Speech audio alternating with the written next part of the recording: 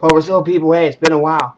I don't want my first video back after see how long it's been. Probably about a month to be all about everything new that you've already heard. You know, there's obviously been a switch in the UFC 146 card, which I'm going to get in depth with because I think Frank Mir is getting. I mean, he's getting the real shit in the stick. The only good thing about it is he's getting a title shot. Other than that, people are giving him virtually no chance. 5.5 to 1 underdog. That's nuts. Um, so I will say a few things about UFC on 3. If you weren't happy with UFC on Fox or UFC on Fox 2, there's nothing you can bitch about UFC on Fox 3. They had everything, man. That whole card was finishes, submissions, knockouts from front to back, except of course for Josh Koscheck. And I gotta go with Koscheck in every fight. That's Pittsburgh pride, man. You know, it's from Edinburgh, so I don't know, man. I mean, he lived in Oakland for a little while, which is literally 20 minutes from my house. So, I mean, I don't know what happened to him, man. It seemed like he was coasting his way to a paycheck. Is what that seemed like. It didn't. I mean, he's talking about putting Hendricks to sleep and this and that. And I mean, he really looked for. He looked like he was just cruising through it. You know, it looks like Koscheck is almost bored with fighting. I think on a really good day, Koscheck will outwork Hendricks any day. Maybe, I mean, there's a whole Hendricks hype train out there. I'm just not part of it. You know, I hopped on the John Jones fucking bandwagon a long time ago. Still on it, and he'll be the reigning champ for a long time. There's no doubt in my mind. I said that fucking way before he beat Bader, and I'm still saying it now. But this guy, I don't think. I think if you put him against a GSP, you don't stand a chance. GSP will bore us all to death and hold him down for 5 rounds, just like he did to Diaz and like he's going to do to Condit. How long's he had off now? Fucking 2 years, you know? He hasn't been the same. Everybody knows this since Matt Serra beat him down, you know? Since Matt Serra fucking beat him into oblivion, he has not been the same. He used to come out with fucking flying axe kicks. His fight with Mayhem Miller was incredible. I mean, he was an excellent striker. Now he's this brilliant wrestler that fucking double legs you, holds you down, and fucking literally looks for submissions, rarely pulls them off unless you're Matt Hughes. So I mean, he bores the fucking shit out of me. Really, he does. And I mean, he would beat Hendricks. I'm 100% positive. I'd love to see if Frank Mir gets 5-5. He's a 5-1. What's it? JDS is a 5-1 favorite to win this fight. If Frank Mir can't get any love, then I'm not giving Johnny Anderson any fucking love. Next up is Nate Diaz, my boy Nate Diaz, pulling it out. Listen to this excellent story. 2 weeks going into this fight, I really was wanting to set a bet down, $100. I asked my girlfriend about it, and she said no, let's not do it. I gotta pay my phone bill. We gotta pay bills. I'm like, yeah, you're right, but I just had a feeling that Jim Miller or Nate Diaz was gonna pull it out. And then the day of the fight, I'm like, Jim Miller's gonna win this fight, and and she says, well, you know what, fuck it. So I'm tweeting, and she says, let's do it. Throw it all down. Just put it down. Put the check down. So I did it, and yeah, Nate Diaz in the 209 pulled it out. So we got some extra money coming in next month.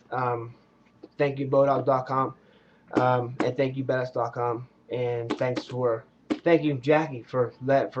I mean, I was gonna do it anyway. I really was. I really wanted to, but it would have been Miller. So thank God, my girlfriend. You can find her on Twitter at all in all it's me, Jackie Viteri. Getting to UFC 146. Frank Mir's not getting nearly enough love. By the way, I love you all. Thank you for watching my video, my first video back in a month. I got 50 subscribers now. I'm happy with it. Some people have 50 subscribers. Some people have 5, you know, and they're happy. I have 50. Some people have 500. Some people have 500,000. I'm happy with each and every person that sits down and takes the time to watch these videos and put your comments down, good or bad. As long as you're paying attention to me and you watch the whole video, thank you very much. I sincerely appreciate it, as does my family. Thank you. Into UFC 146, Mir is 16-5, and there's a lot of interesting things about this fight. There's a lot of things, and I promise I will do this completely different than you've already heard from Dana White or anybody else or any other MMA connoisseur that does videos on YouTube. I promise I'll do it differently. Okay, we got Frank Mir. No nicknames, never had one. I don't think he needs one. I think he's a badass. I like Frank Mir. I really liked him and the epic knee bar of Brock Lesnar. He needed to put in his place, so Mir was the guy to do it. Unfortunately for him, there was never a third. I guess, you know, the power of Twitter stopped that from happening. So, but first we got, he's a 2-time heavyweight champion of the UFC. I think he was the youngest UFC heavyweight champion ever. I'm pretty sure. I have to check that. But I think he was 24 when he broke Tim Sylvia's arm off his back, which brings me to my next point. He's got the nastiest guard in the heavyweight division. So we haven't seen Junior Dos Santos on his back. We haven't seen how he'll respond to being taken down, put on his back and in the pressure. And Mir's Jiu-Jitsu is nasty. He's looking to put your lights out, a la Czech Congo. He's looking to rip your arm off, a la Nogueira. He will. I mean, and Sylvia, he'll hurt you. He will hurt you, and he doesn't hold back. I respect him. I love Frank Mir as a fighter. A little bit on the cocky side. I think he thinks he's a better striker than he is. Junior Dos Santos, way better striker. So in that department, I'll stick with JDS. But hopefully we'll get to see some of Sagano's ground game in this fight. I hope to God that it's not like Bloodstained Lane described as like a hug fest. Frank Mir trying to get into the ground.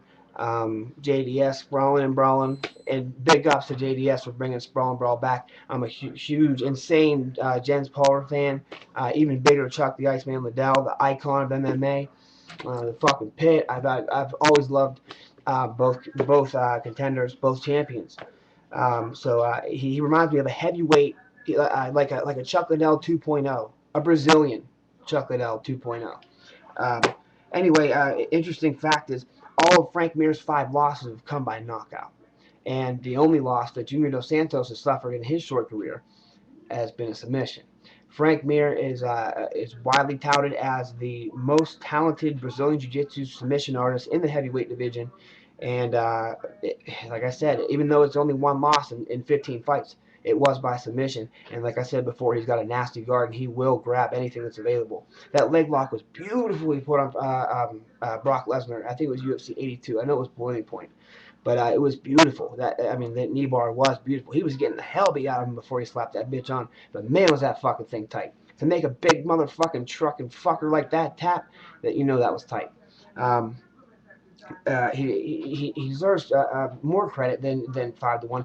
I bet you about the same thing. I didn't make a video about it when Rashad Evans was a 6-1 underdog to John Jones. Now, John Jones, as of right now, is my favorite fighter, other than Chuck Liddell.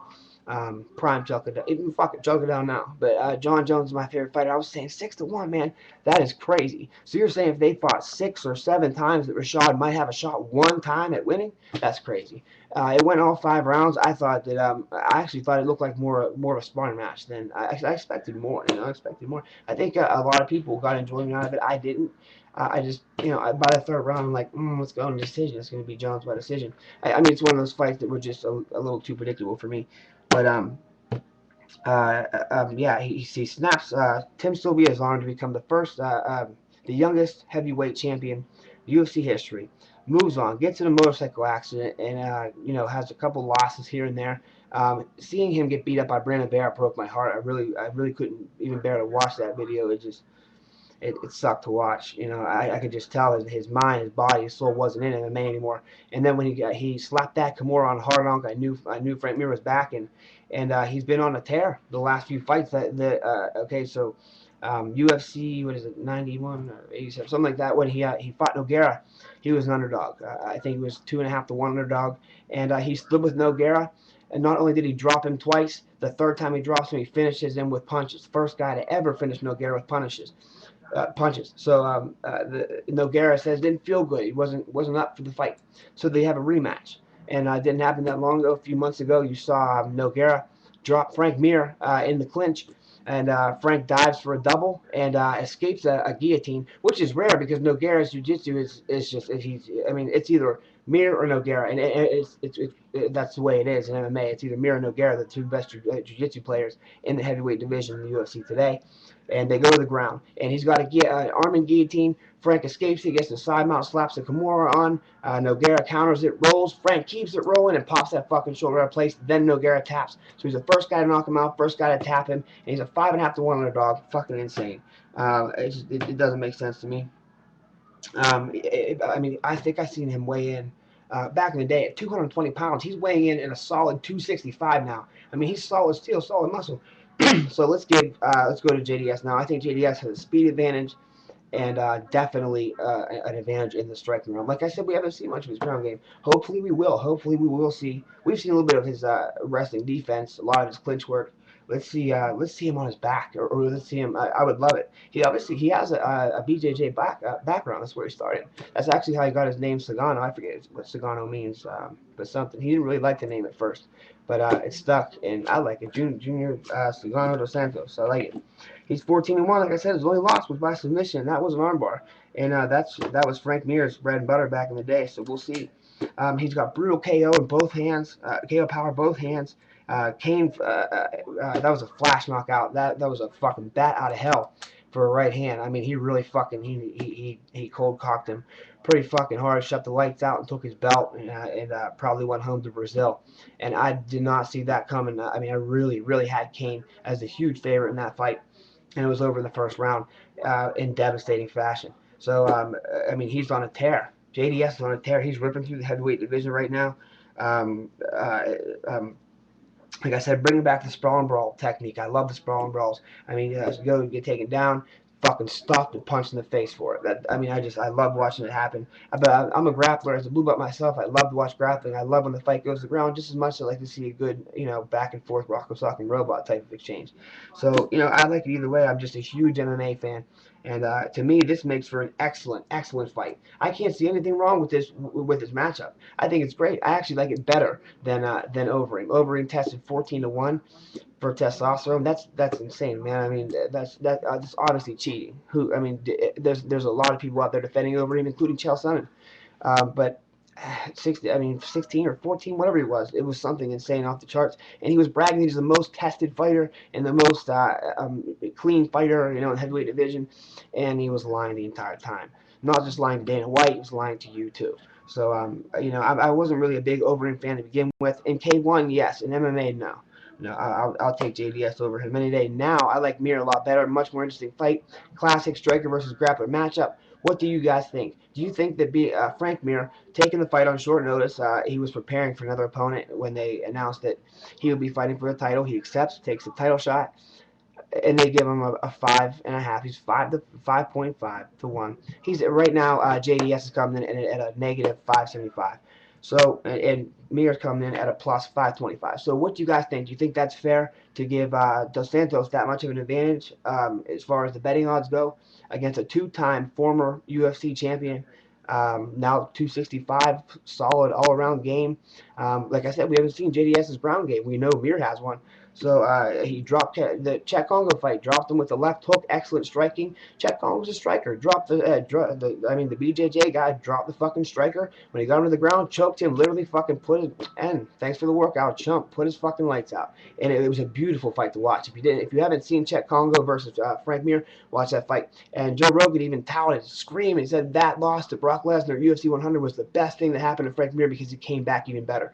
That win over Nogueira, the second win, where he broke his arm, he got a little bit cocky. So, I mean, I can't wait to see this fight. I think it's going to be great. And the rest of the card's great, too. Yeah,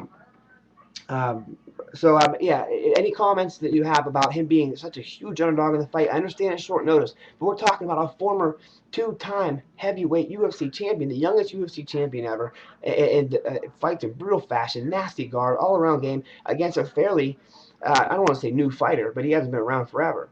I like JDS. I think he's good for the sport. He's a nice guy.